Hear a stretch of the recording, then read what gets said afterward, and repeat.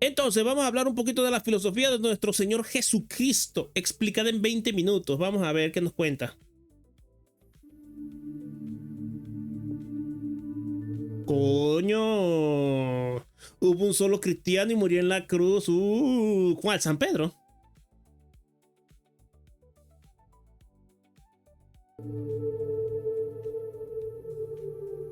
A lo largo de su ministerio, es constantemente mal interpretado. Sus discípulos no comprenden lo que enseña. No, bueno, sí, es que me quedé, ¿cómo que se llama? Es que eran muchos inputs al mismo tiempo. Las autoridades religiosas lo consideran un blasfemo, una amenaza.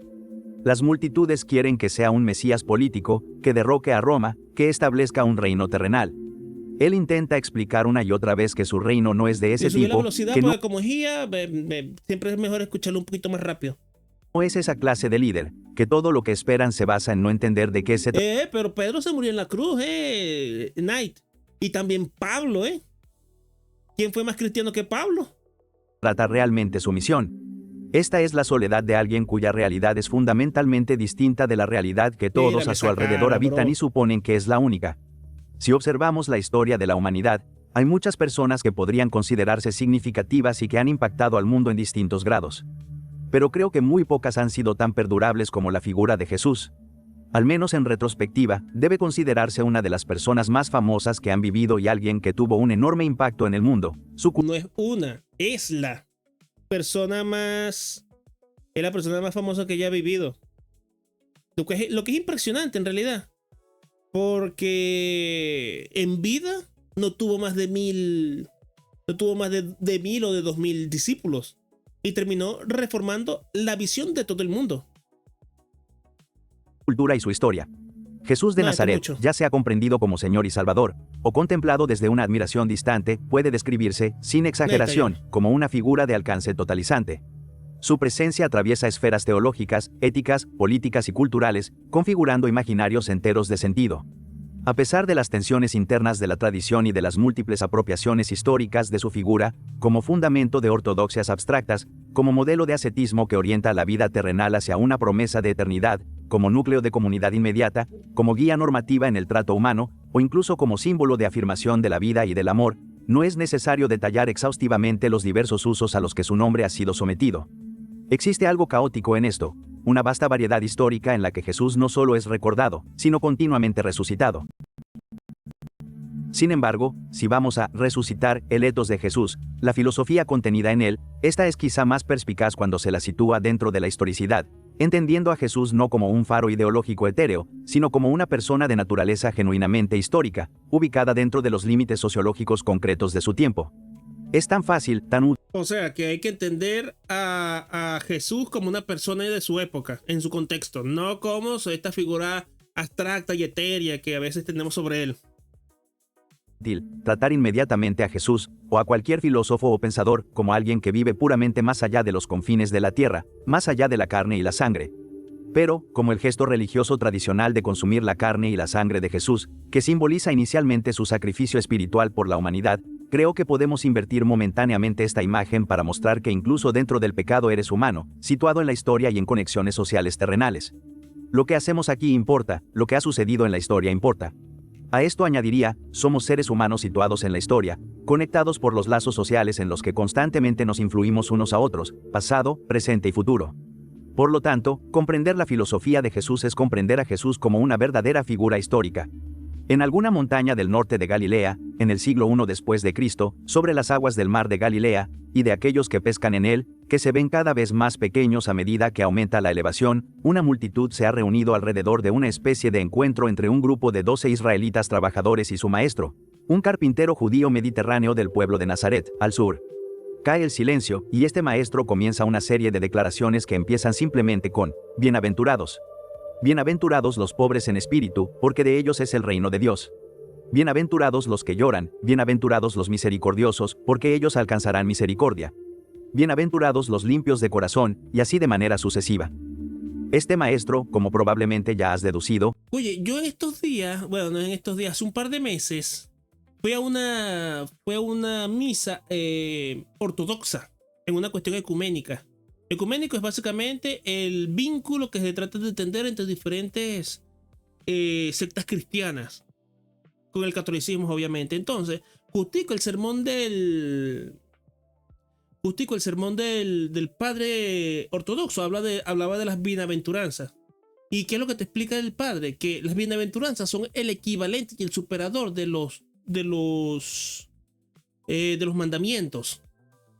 Claro, Moisés le obligaba al pueblo de Israel a hacer tales cosas, pero Jesús te conmina a hacer otras de carácter legal, no legal, de carácter moral, por tu propia voluntad. Entonces no tienes que ver eso como que, bueno, Jesús, Dios va a venir y me va a salvar y me va a esto. No, tú eres el que va a servir a los bienaventurados. El pobre es bienaventurado no porque Jesús va a traer maná del cielo otra vez, sino porque va a aparecer tú, el cristiano, y lo va a socorrer. ¿Me entiendes? Es Jesús de Nazaret, y estas citas forman parte de lo que llamamos las bienaventuranzas. El término proviene del latín beatus, que significa hecho bello. Son una serie de aforismos que constituyen la introducción al Sermón del Monte, del Evangelio de Mateo. Es un pasaje relativamente breve en comparación con el sermón completo y con el conjunto de textos recopilados y canonizados en el Nuevo Testamento, pero introduce un discurso que sirve como un punto de partida muy útil para comprender las enseñanzas de Jesús en su contexto adecuado. Como declaraciones aisladas, podrían parecer casi ingenuas, dada su cualidad casi abstracta. Pero cuando se consideran junto con el resto del Sermón del Monte y el conjunto del ministerio de Jesús, podemos verlas como el conjunto introductorio que realmente son: una ética filosófica que irrumpe en el mundo social al ponerse en práctica directa, sin importar la dificultad potencial o las posibles consecuencias de hacerlo. Entonces, ¿quién fue el hombre al que llamamos Jesús de Nazaret? Más importante aún, ¿qué tiene que decir sobre la filosofía la vida de un campesino judío mediterráneo del mundo antiguo, que emprendió una misión nómada de reforma religiosa y social con un pequeño grupo de seguidores devotos, que fue ejecutado por el gobierno romano y que llegaría a convertirse en el centro de la religión más grande del mundo contemporáneo? Jesús, hasta donde sabemos, no produjo ningún texto propio. Sus enseñanzas no se conservan en una colección que podamos suponer razonablemente que él mismo compiló. La historia de Jesús, y, por tanto, su filosofía, es en muchos sentidos materia de historia. Lo que sabemos de él es el resultado de diversos contextos y contingencias, razonablemente asumidos o recopilados a partir de fuentes primarias que directa e indirectamente nos dicen más sobre su vida, incluidos los evangelios, cartas de líderes cristianos primitivos y otros escritos conservados en copias y fragmentos durante los primeros siglos. Es un método similar al que los creo que es San Agustín, ¿no? Sí, es San Agustín, sí. Historiadores del mundo antiguo han utilizado para reconstruir y confirmar la vida de muchas otras figuras históricas. Del mismo modo que hemos aprendido sobre la vida de otros personajes de esa época, conocemos la vida de Jesús a través de las diversas reinterpretaciones e imágenes de su vida, su mensaje y su visión del mundo. Y es precisamente... Coño, hermano, tú estás soltando unos muchos textos, ¿eh? Este tipo se está yendo por la rama para tener los 20 minutos de video, coño. Por ver el punto, bro. En este aspecto donde Jesús se presenta como figura filosófica, porque, como veremos, la filosofía existe en gran medida en movimiento, como un medio a través del... Un día que tengamos tiempo, podemos ver un video de Zunzunegui sobre ese tipo de cosas que son muy interesantes. Me encontré en estos días un video, no en estos días, esta semana, el lunes o el martes, sobre cómo evolucionó la figura de Yahvé hasta Jesús. Y es súper interesante. Lo que pasa es que si voy más rápido, voy a parecer el tío Green. Y no se va a entender un carajo. Cual las personas viven e interpretan el mundo social. Como maestro, y podríamos decir, como filósofo, Jesús defendió una reforma social radical dentro del judaísmo del Segundo Templo, cuestionó ciertos elementos del dominio romano y promovió una reconfiguración radical del yo bajo la soberanía de un Dios de alcance universal. En el núcleo de muchas de sus enseñanzas se encuentra la ética, una ética que opera en conjunto con relatos de milagros y afirmaciones de su divinidad. Comúnmente conocemos a Jesús como la figura espiritual en el centro del cristianismo, sin embargo, no olvidemos que su divinidad está siempre íntimamente conectada con su tiempo y su lugar, situada dentro de la historia, dentro de los límites inmediatos de la humanidad, las necesidades y el desarrollo humanos, y cómo las personas, los individuos, se relacionan con los núcleos más amplios de la humanidad. A lo largo de los múltiples evangelios bíblicos, y en Mateo directamente después de pronunciar el Sermón del Monte, Jesús es abordado por un hombre afectado por lepra, quien se acerca, se arrodilla ante él y le dice: «Señor, si quieres, puedes limpiarme». Jesús extendió la mano y lo tocó, diciendo: «Quiero, queda limpio». Inmediatamente su lepra quedó limpia. El ministerio de Jesús estuvo marcado no solo por visitas a distintos puntos de Judea y otras regiones de la antigua Palestina, sino también por múltiples ascensos y descensos, elevándose por encima del mundo social para declarar sus hallazgos morales y descendiendo nuevamente a ese mundo para ponerlos en práctica, para poner la filosofía en movimiento. Este contraste nos permite ir más allá de las representaciones populares o evangélicas contemporáneas de Jesús como mera figura religiosa, y reintroduce las intersecciones entre pensamiento y práctica en la conversación sobre su ministerio. ¡Me la pela! ¿Cuál es el punto? En el núcleo de la metafísica del cristianismo y de la vida de Jesús se encuentra una crítica y un desafío al mundo social antiguo y a algunas de sus peores tendencias: la estigmatización del leproso, la restricción de su movimiento, la imposición de su vestimenta y conducta. Todo esto queda anulado por la sanación milagrosa realizada por alguien que ha elegido vivir una vida transitoria, ascética y sencilla como forma de profundización del yo. La experiencia vivida, la historia de Jesús, es precisamente eso, experiencia material vivida. Nuestra comprensión de la historia se debilita cuando la abstraemos en exceso de lo material. La teoría histórica es amplia, pero influye en casi todos los enfoques intelectuales. Hermano, ¿por qué este individuo me está haciendo una rusarinada? Está rusarineando, haciendo sonidos con la boca, bueno, con la IA, para no decir nada, bro. Y eso que tenías para decir rolitranco de blasfemias, como que se parece al estoicismo, como que se parece al budismo, como que es el desapego, la busca contra el yo, un montón de vainas, pero aquí no me está diciendo nada. Me está diciendo obviedades y cosas que suenan intelectuales, que suenan eruditas. No es denso, es obtuso. Hoy seguimos teniendo perspectivas históricas que no solo niegan, sino que a menudo eliminan totalmente la relación entre individuos, sociedad e instituciones. Algo vacío, no relacional, que existe puramente en un ámbito abstracto. Al acercarnos a la historia del cristianismo y la vida de Jesús, su carácter crítico original suele quedar eclipsado por su posterior crecimiento institucional. De hecho, en el libro de teología que estaba leyendo, que tengo que retomar también, hay una interpretación del evangelio que a mí me dejó mal. En el sentido de que explica que en algunos aspectos la escritura de los evangelios no se condice con los testimonios reales de la vida de Cristo, de Jesús, pero que al ser inspirados por el Espíritu Santo son igual de válidos en el sentido de que exploran una realidad teológica. Pero entonces, ¿qué explica una realidad teológica que la presencia misma de Dios en la tierra? ¿Entiendes? Eso es una contradicción. Que abarcó gran parte de la historia humana, el Sacro Imperio Romano, el Papado, reacciones como la Inquisición Española, una fuerza ideológica más reciente, rígida y negadora de la vida que sostuvo aristocracias y, paradójicamente, rechazó al leproso, a los culturalmente indeseables y a las multiplicidades que constituyen la experiencia humana genuina. Bueno, sí, este es un cabeza, este es un palermitano. Cuando ya dice las multiplicidades, cuando empieza a utilizar palabras progres, ahí tú dices que este tipo ya está comiendo mierda. Pero, nuevamente, estas cosas solo pueden comprenderse relacionalmente en su situación dentro de la historia humana. Por ello, algunas de las críticas más influyentes contra el cristianismo en las últimas décadas han provenido del fenómeno cultural conocido como el nuevo ateísmo. Figuras como Sam Harris y Richard Dawkins alcanzaron notoriedad a partir de una crítica frontal a la religión, con especial énfasis en el cristianismo institucional y organizado. Sin embargo, puede sostenerse que gran parte de ese enfoque opera en un nivel excesivamente abstracto. Con frecuencia, su análisis se concentra en la coherencia lógica de las creencias religiosas, pero presta escasa atención a los contextos estructurales, políticos y económicos en Pero hermano, me estás hablando de generalidades. ¿Cuál es la ética de Jesús? Llevamos ¿cuánto? La mitad del video y no sé cuál es la ética de Jesús, bro. ¿Cuál es? Que el cristianismo ha surgido, se ha transformado y ha ejercido poder.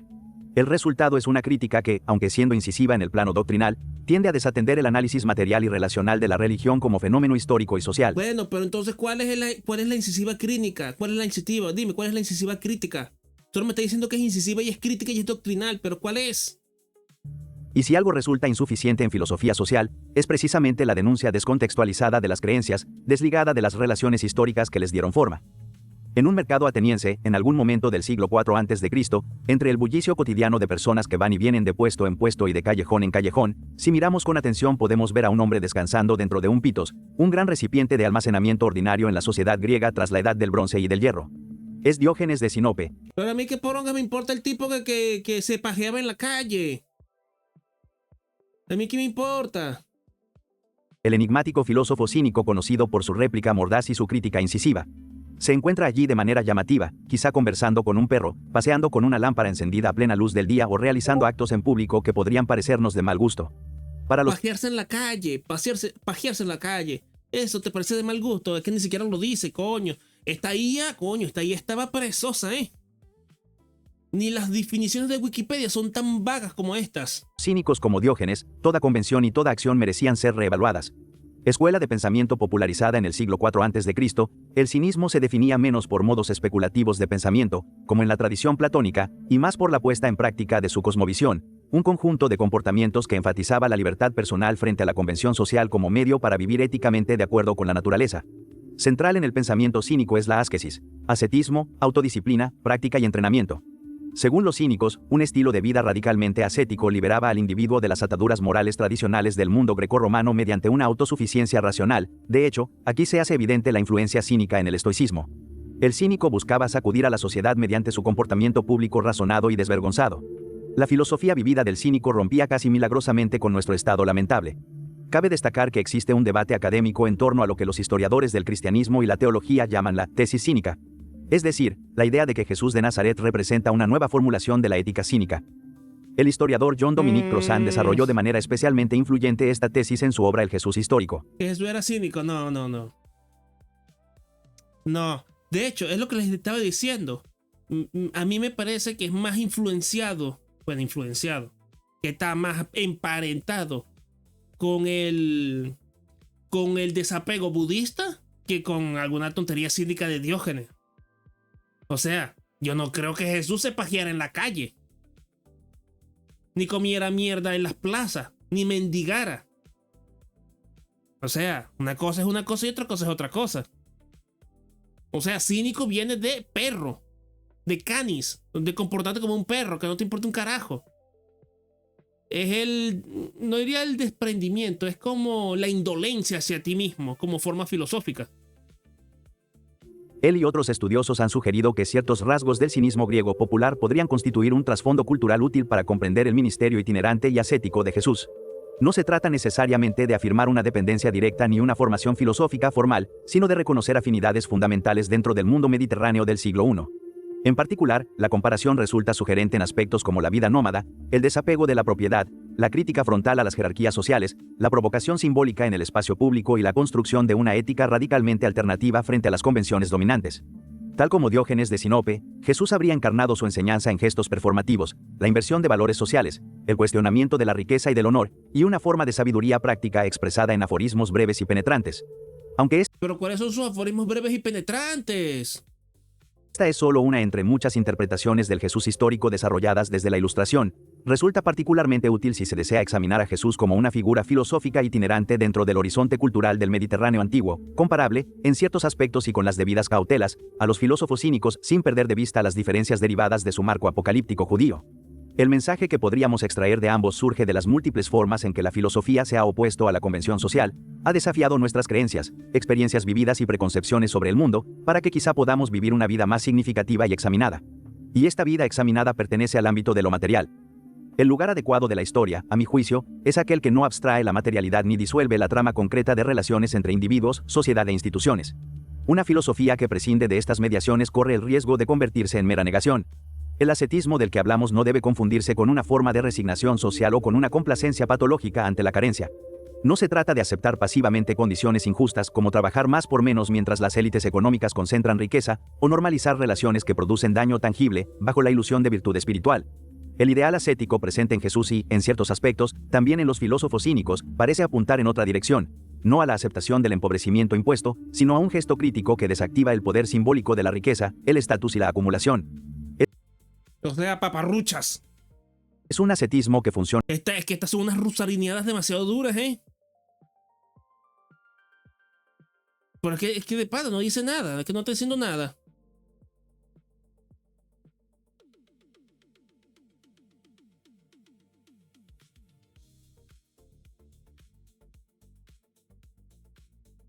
Claro, pero es que eso no es ascetismo.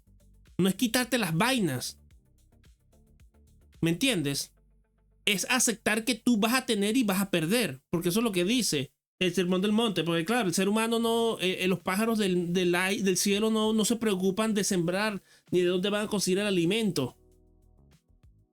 Entonces, ¿qué tanto más podemos esperar los humanos? La cuestión es eso, desprendimiento, no que me valga mierda. Como protesta performativa y como reconfiguración del valor, más que como sumisión a la escasez. Como ya hemos sugerido, este ascetismo posee un carácter dialéctico, implica una reducción del exceso en nombre de una plenitud mayor, algo cercano a la intuición condensada en la fórmula. Y eso, Jesús tampoco era pobrista. Él no ve con malos ojos que Marta, espérate, es María, que Marta o María agarren y bañen y le laven los pies a Jesús con perfume. Él no lo ve mal. Él tenía una capa cara, él tenía una capa de una pieza, una túnica de una pieza. Él no tenía una ropa chimba. Él tenía una ropa buena. Por eso los romanos se la sortean. Menos es más. Jesús fue ascético en un sentido preciso, sin embargo, lejos de proponer una disminución de la vida, parece haber intensificado sus exigencias éticas. No pidió menos humanidad, sino más, no menos compromiso, sino una forma más radical de amor, responsabilidad y apertura al otro. A pesar del ascetismo presente tanto en Jesús como en los cínicos, podría argumentarse que en ambos encontramos una forma de afirmación de la vida en sentido nietzscheano. Nietzsche consideraba el cristianismo, al menos en su desarrollo institucional y doctrinal, como una religión del resentimiento, una moral reactiva que niega la vida al glorificar la debilidad y reprimir los impulsos vitales. Sin embargo, su crítica distingue en ciertos momentos entre el cristianismo histórico y la figura de Jesús. En obras como El Anticristo, Nietzsche presenta a Jesús no como fundador de una moral del resentimiento, sino como una figura singular cuya práctica vital habría sido transformada posteriormente en sistema dogmático. Podría sostenerse que el problema no radica necesariamente en la figura de Cristo, sino en el proceso por el cual su mensaje fue institucionalizado y moralizado en formas que, según Nietzsche, traicionaron su impulso original. Bueno. Lo que estaría en cuestión no es la vida afirmada por Jesús, sino la configuración histórica del cristianismo, que dejó de hacer aquello que Cristo mandó hacer. Aquí podemos señalar una cuasi dialéctica dentro de ciertas formas de ascetismo. Es precisamente en ese proceso donde ganamos más, al filtrar el resentimiento, el exceso libidinal y alienado, para vivir dentro de la materialidad y reconocer los límites sociales. Desde una perspectiva hegeliana, el individuo solo se reconoce a sí mismo mediante la mediación de los otros y de las instituciones que lo rodean. El individuo y el colectivo no pueden... No, sí, este es un progresito, este es un progre que está contando esto. Es la IA ayudada con un progre que está escribiendo esta pinga. Porque está soltando todos los nombrecitos, está soltando los palabras. Interseccionalidad, multiplicidad, Hegel, Nietzsche. Solo falta que ponga Foucault. Solo falta que cuente Foucault. Existir el uno sin el otro. Aquí se revela una dicotomía tradicional que quizá convenga cuestionar.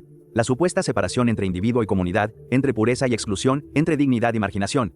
En la experiencia vivida de Jesús encontramos un principio decisivo, la ruptura del desprecio y del resentimiento hacia el leproso, el excluido, el extranjero. Lo que se afirma es una exigencia persistente de mayor humanidad, una nueva y persistente exigencia además, una exigencia que dice que nosotros, los indeseables, los inmigrantes, los trabajadores, los aparentemente comunes, pero intrínsecamente especiales que hacen posible la existencia, no solo exigimos más, lo exigimos todo. Porque el mundo somos nosotros y nosotros somos el mundo.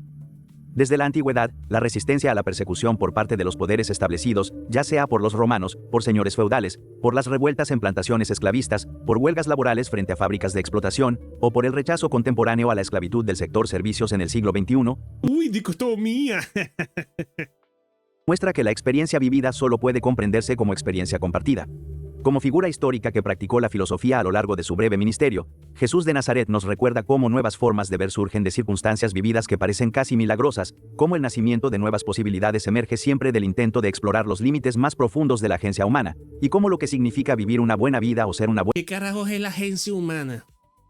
buena persona es, en última instancia, materia de la historia.